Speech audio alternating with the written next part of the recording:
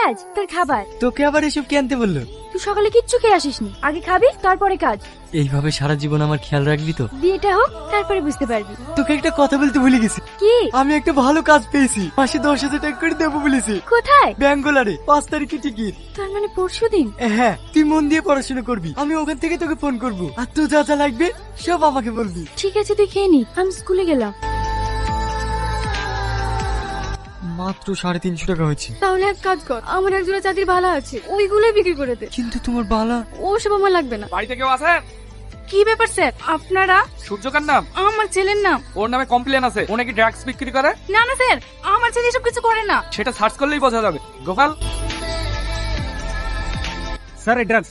Sir, এই bag আমার না, এটা রিয়াজের ব্যাগ। হ্যাঁ স্যার, এইটা ওর ব্যাগ। এই ব্যাগটা তোর? হ্যাঁ স্যার। তার মানে এসব কাজ তুই করিস? না স্যার, আমি এসব কিছু জানি না। নিয়ে চলো কে। মা, আমি কিছু করিনি মা।